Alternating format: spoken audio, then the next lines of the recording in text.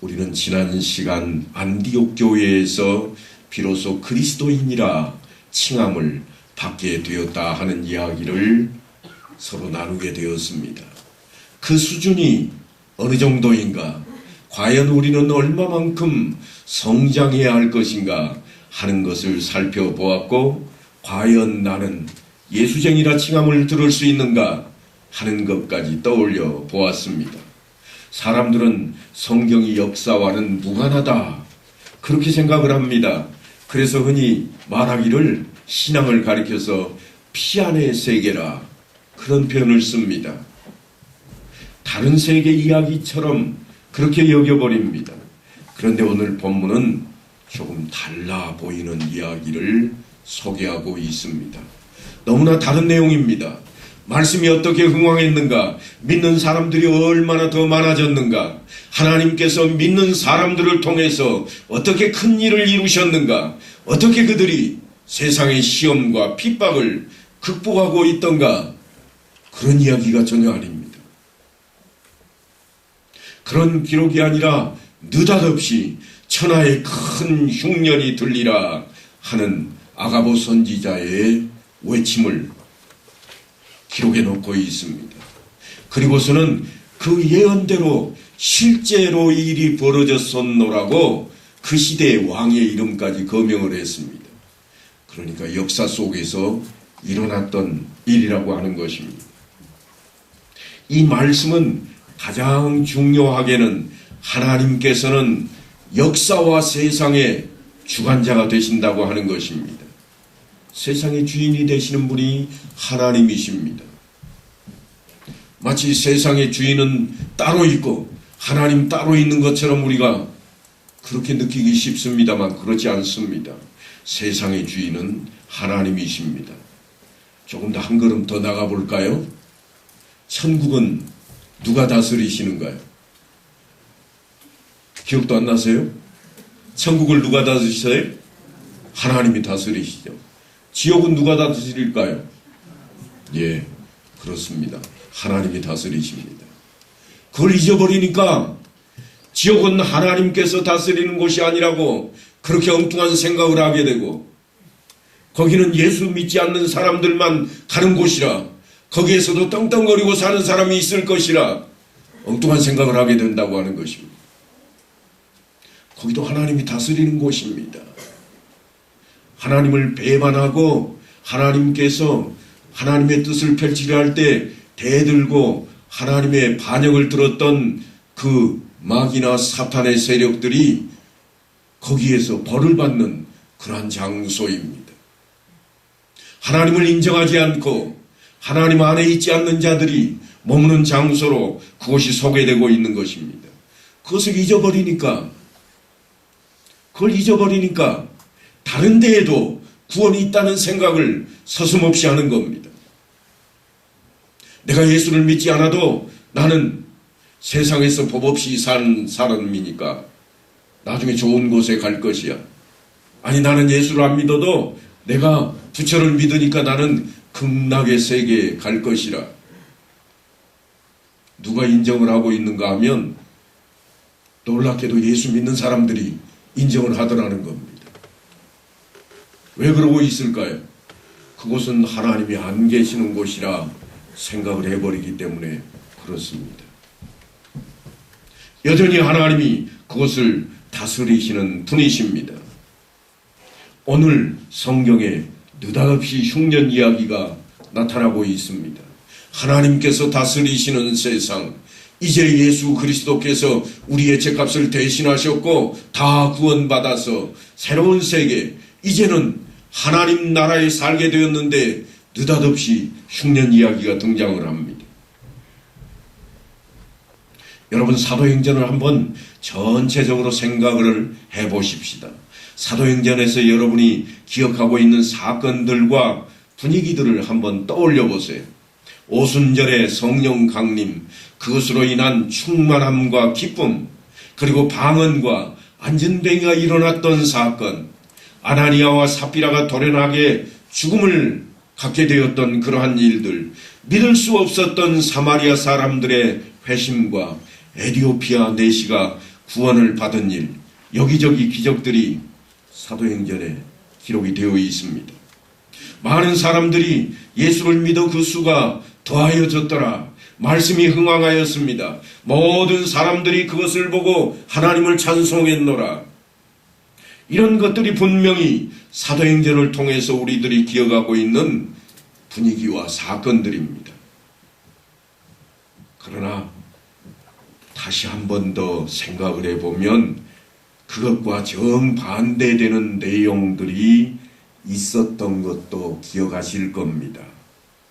유대인들과 제사장들이 어떻게 믿는 사람들과 예수를 전하는 사람들을 시기하고 핍박했던가, 그래서 어떻게 방해를 했던가, 그들을 잡아다가 감옥에 가두고 때로는 매를 때리기도 하고 스데반은 돌에 맞아 죽기까지 했습니다. 그 일로 예루살렘에 핍박이 생겨서 제자들을 제외한 모든 사람들이 다 흩어져 버렸습니다. 가는 곳마다 유대인들이 얼마나 쫓아다니면서 방해를 하고 곤란스럽게 했는지 사도행전에 그 내용들이 가득 채워져 있습니다. 그리고 나중에 사도행전이 끝날 때를 보면 어떻게 끝나는가 하면 바울이 온 이태를 자기 새 집에 머물면서 자기에게 오는 사람을 다 영접하고 하나님의 나라를 전파하며 주 예수 그리스도에 관한 모든 것을 담대하게 거침없이 가르치더라. 새 집이라고 말은 하고 있습니다만 옛날에 감옥들이 그런 형태들이 있었습니다. 우리나라에도 사극을 보시면 유배지에 가 있는 사람들을 종종 대하게 됩니다. 별로 사람 살 것 같지 않은 조그마한 건물 하나 옹색하게 지어놓고 울타리를 다 쳐놓고 군인들이 지키고 있는 겁니다. 밖으로 나갈 수가 없습니다. 사도 바울이 지금 그런 처지에 처해 있는데도 불구하고 그가 얼마나 열정이 있었던지 그를 찾는 사람들이 있게 만드신 게 성령님입니다. 그래서 새 집에 있는 그를 통해서 끝까지 하나님의 말씀을 전하게 하고 있습니다. 감옥에서 풀려나서 이제는 해방되었다. 그가 이제는 온전한 모습으로 돌아다니며 말씀을 증거했노라. 교회를 세웠노라. 그런 이야기가 아닙니다. 말하자면 우리가 쉽게 생각하는 것처럼 말씀이 흥황하고 기적이 일어나고 주를 믿는 사람들의 그 믿는 바 감동이 크면 클수록 세상이 아주 변하고 또 세상이 약해져 버릴 것이라고 하는 그런 모습이 사도행전 어느 곳에도 없다고 하는 겁니다. 여전히 세상은 강합니다. 여러분이 예수를 믿기 때문에 주변이 더 약해졌을까? 나만 승승장구하고 내가 예수를 믿어 잘되기 때문에 세상 사람들은 점점 못되게 될까? 전혀 그렇지 않습니다. 성경이 기록하고 있는 내용은 전혀 그 반대의 이야기를 담고 있다고 하는 것입니다. 그런 것들이 우리에게 얼마나 자연스러운 모습으로 다가오는지 모릅니다. 그러다 보니까 무슨 일이 생기면 교회에 찾아와서 첫걸음하면서 맨 처음 의자에 앉자마자 여러분이 하는 이야기가 있습니다. 그게 뭔가 하면 억울합니다. 하나님. 억울하다는 거예요. 내가 하나님을 얼마나 열심히 믿었는데 하나님 이러시깁니까? 이것이 기도의 가장 절박한 시작일 것입니다. 그저 울며 불며 신발도 거꾸로 신은 제 교회에 뛰어들어와서 하나님 이럴 수가 있습니까? 내가 이럴 줄 알았으면 믿지 않는 건데 내가 믿은 세월이 아깝습니다. 그러니 하나님 내가 다 도로 내놓으시오. 예전 것이라도 다 내놓아야 되겠습니다. 그러고 엎어져서 우리가 하소연하고 불평한다고 하는 겁니다. 기껏 거짓말도 안 하고 사기도 안 치고 악하게 살지도 않고 정직하게 살기로 작정하고 시작했더니 나한테 돌아오는 것이 이런 겁니까? 그렇게 투덜댑니다. 사실은 그것 때문에 오늘 본문이 기록되어 있는 겁니다. 지금 예수 그리스도를 믿는 것 때문에 예수 믿는 사람들이 예루살렘에 살지를 못하고 다 쫓겨났습니다. 도망가야 했습니다. 겨우겨우 도망가서 그곳에 도착하자마자 예수를 전하기 시작했습니다. 그래서 그곳에도 예수 믿는 사람들이 생기고 그곳에도 예수의 기적이 일어나고 야 이제는 이것도 좀 변화될 것 같다. 그런 때에 오는 이야기가 뭔가 하면 흉년이라. 흉년이 들면 어떻게 될까요? 흉년이 들면 믿는 사람, 믿지 않는 사람 가리지 않습니다. 예수를 잘 믿고 진실된 마음을 갖고 사는 것이 우리의 삶에 있어서 환난과 고통이 없어지고 우는 일이 없어진다고 보장되는 약속이 성경에 있는가? 아무리 찾아봐도 없습니다. 쉽게는 그런 경험을 다 해보았을 것입니다. 한 가정의 부부가 동시에 믿는다고 하는 것은 그리 쉽지를 않습니다. 보통은 여자분들이 먼저 믿고 나중에 남편들이 믿는 경우가 많은데요. 처음에 여자분이 예수를 믿으면 남편이 괄시를 합니다. 뭐라고 그러는가 하면 세상에 거기 가면 밥이 생기냐 돈이 생기냐. 그런데요 이 여인의 마음은 다른 데 있습니다. 아이고 이 불쌍한 사람아, 이 세상밖에 모르는 이 불쌍한 사람아, 내가 하나님께 기도하고 또 기도하리라.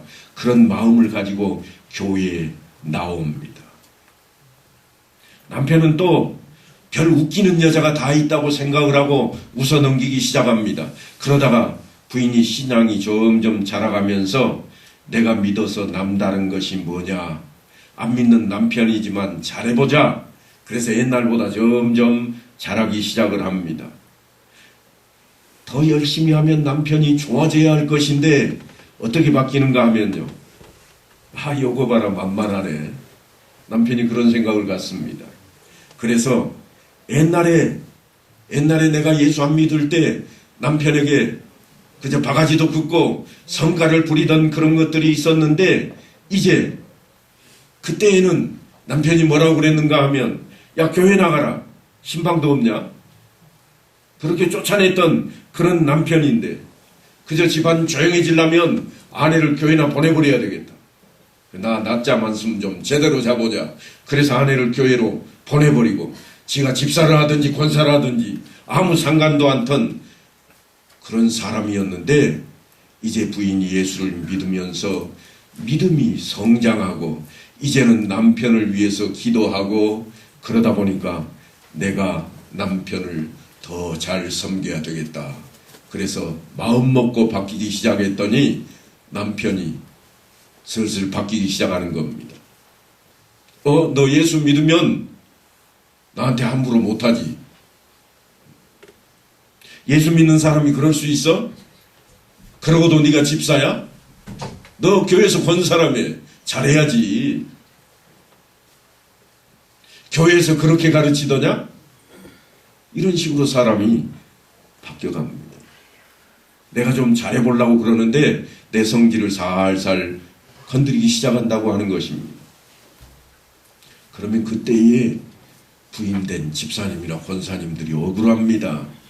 옛날에 바가지 빡빡 긁을 때는 남편이 그저 교회라도 가라고 등 떠밀더니 이제는 나를 괄시하고 무시하고 아니 핍박하기 시작까지 합니다.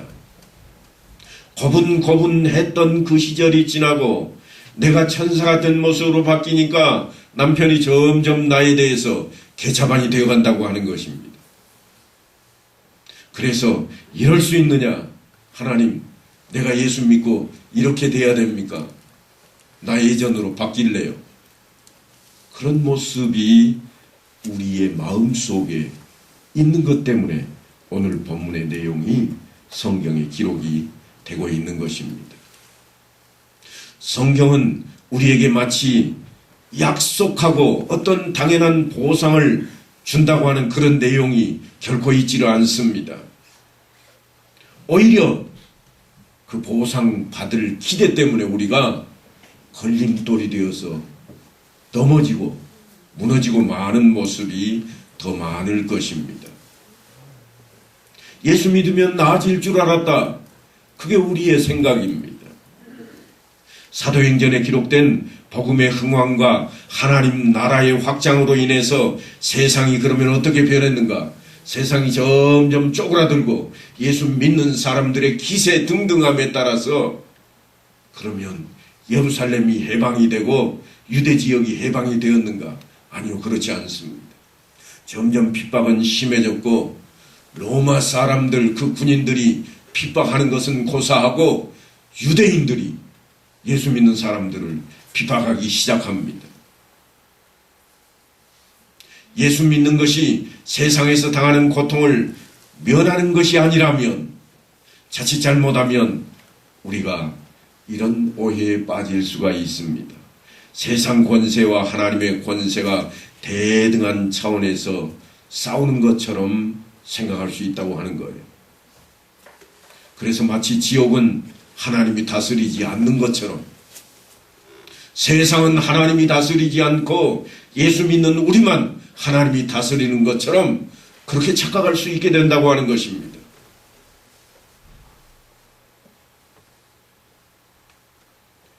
우리가 늘 성경을 통해서 대하지만 사탄이 지옥을 다스린다고 하는 그 생각 때문에 우리는 늘 오해를 합니다. 하지만 하나님께서는 진노의 대상들을 그곳에 가두어 놓기 위해 만들어 놓은 장소입니다. 그러니까 세상의 죄악과 관영하고 불의한 것들이 득세하고 또 믿는 자들과 정당한 자들에게 환난과 핍박을 안겨준다고 할지라도 그것이 세상 혼자 사는 일이라고 생각하지 말아달라는 겁니다. 우리 앞에 흉년이 들면 너나 할 것 없이 똑같습니다. 악한 사람이나 선한 사람이나 똑같습니다. 아니, 악한 사람이 더 나을 수도 있습니다. 왜냐하면 남의 것까지 다 빼앗아서 자기 차지로 하니까요. 그걸로 하나님의 나라가 망하는가? 아니요, 그렇지 않습니다. 세상은 분명히 악한 자들이 득세하고 공중권세 잡은 자들이 세력을 잡고 있는 것들이 사실이지만 그 권위와 세력 자체가 하나님과 대등할 수는 없습니다. 그러니까 우리는 오늘 본문을 꼭 기억해야 됩니다. 흉년이 예언이 되었습니다. 이 일이 하나님의 허락하심을 따라서 분명히 일어난 일입니다. 흉년이 들자 어떤 일이 벌어지는가 하면 오늘 저희가 읽지는 않았습니다만 뒤에 가면 이런 이야기가 있습니다. 제자들이 각각 그 힘대로 유대에 사는 형제들에게 부조를 보내기로 작정하고 그리고 이를 실행하여 바나바와 사울의 손으로 장로들에게 보내니라. 여러분, 나를 괴롭히는 사람들이 누군가 하면 유대 땅에 있는 유대인들입니다. 예수 믿는 사람을 괴롭히는 사람들이 누군가 하면 그 중에 선봉자들이 바로 유대인들의 장로들입니다. 예루살렘에 있는 많은 유대인들의 집단 지도자들입니다. 그런데 어떻게 하고 있는가 하면 이 흉년이 듬으로 말미암아서 예수 믿는 자들이 영보를 하기 시작했습니다. 뭐 하려고요? 나를 괴롭히고 핍박했던 자들을 돕기 위해서 하고 있습니다. 우리는 세상에서 그런 이야기를 많이 합니다. 내가 그쪽에 대고는 오줌도 안 눈다. 왜요? 내가 당한 게 많으니까. 내 서러움이 있으니까 그쪽은 쳐다보지도 않겠다. 그런데요, 예수 믿는 주의 제자들이 어떻게 하고 있는가 하면 그쪽을 향할 뿐만 아니라 그쪽이 어려울 때 돕고자 열심을 내고 있습니다. 그러니까 내가 예수 믿는다고 나를 못 살게 구는 남편을 향해서 이제는 아니라 걷어차는 것이 아니라 이제는 내가 뭐를 더 도와줘야 될까? 찾는 것이 오늘 본문의 내용입니다. 아직도 내 남편은 교회에 나올 생각을 안 해. 그것은요, 내가 아직 기회가 있다고 하는 겁니다. 열심을 낼 기회가 있다고 하는 겁니다. 이게 성경이 우리에게 요구하는 내용입니다. 하나님이 흉년이나 또는 악이나 죄의 근거지가 되도록 세상을 그렇게 만들어 놓지는 않으셨습니다. 그러나 그런 일들이 일어날 때마다 우리가 해야 할 일이 분명하게 있는 것입니다. 왜 하나님이 이런 악한 세력을 허락하시느냐? 왜 이런 일들을 허락하시는가? 왜 예수 믿는 사람들이 이 세상에서 잘 살고 평안하게 살면 안 되는가? 우리는 그렇게 생각을 하며 구원이라고 하는 것이 과연 우리가 무엇을 얻고자 하는 것인지를 따져볼 그런 시간이 되었습니다. 구원이 어디에 있을까요? 잘 사는 데 있을까요? 그렇다면 구원은 세상에 있습니다. 왜냐하면 50년 전보다 지금이 잘 사는 세상이 되어버렸기 때문입니다. 그러나 이 자리에 앉아있는 그 어느 누구도 구원이 세상에 있다고 외치는 사람은 없습니다. 저도 늘 구원은 하나님께 있노라고, 하나님의 선물이라고, 예수 그리스도를 통하지 않고는 결코 있을 수 없는 일이라고 그렇게 전하고 또한 가르치고 있지를 않습니다. 그렇다면 구원이 어디로 가는 길인가? 잘 먹고 잘 사는 길이 아니라면 전쟁이 없는 곳인가? 전쟁은 수도 없이 성경에 기록되어 있습니다. 하나님이 내 마음에 합한 자라 그렇게 말씀하셨던 다윗마저도 늘 전쟁에 나가서 사람을 죽이고 승리했던 승전가를 불렀던 사람입니다. 엄밀히 따지면 그는 살인자입니다. 아니, 그는 엄밀히 따지자면 살인만 하는 게 아니라 살인 교사죄까지 있습니다. 장병들이여 나서라, 저들을 다 쳐 죽이자. 함께 나가서 사람을 죽이는 일에 열을 올렸던 사람이요, 사울은 천천히요, 다윗은 마음만이라는 이야기가 나올 정도로 난리를 쳤던 인물이었습니다. 그러니까 전쟁에 승리하는 것으로 구원이라 말할 수가 없습니다.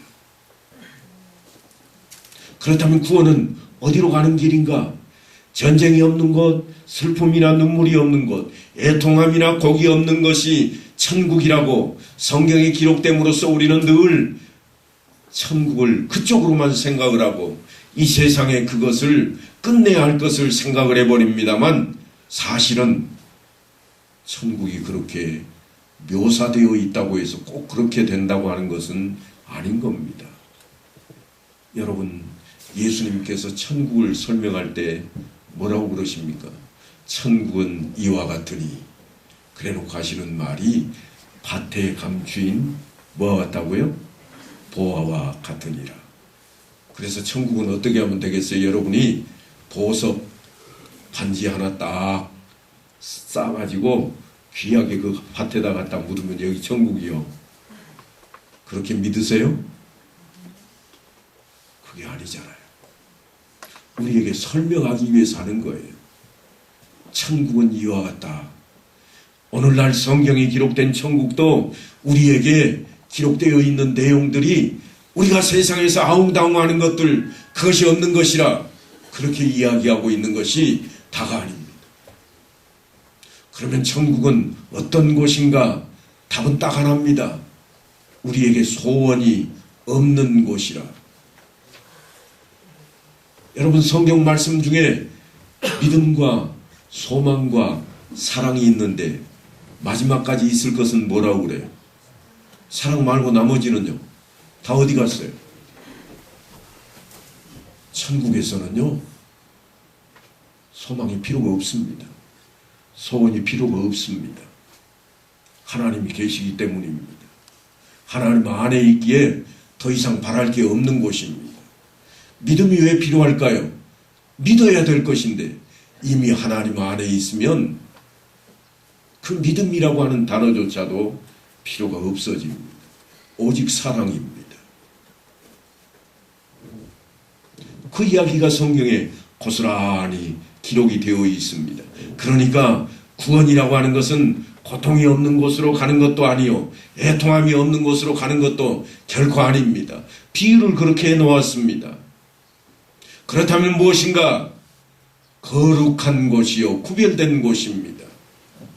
그것을 위해서 우리가 훈련을 받고 있는 것입니다. 시편 기자는 이렇게 외칩니다.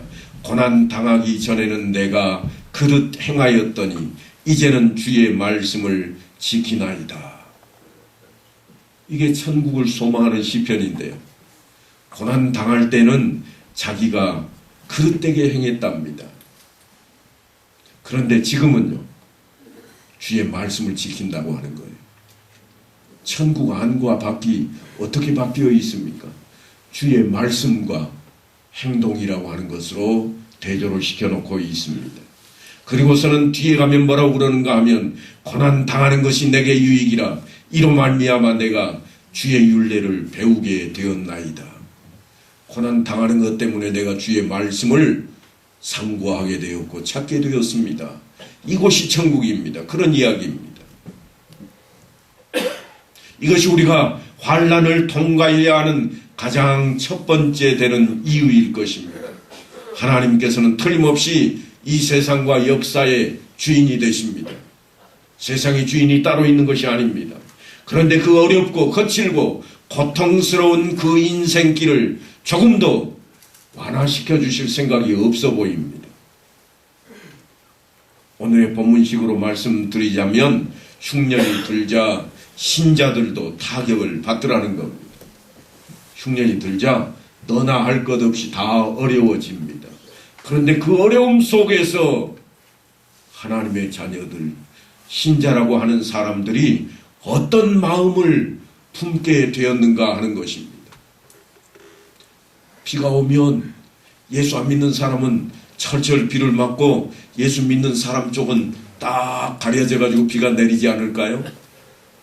동일하게 비를 맞습니다.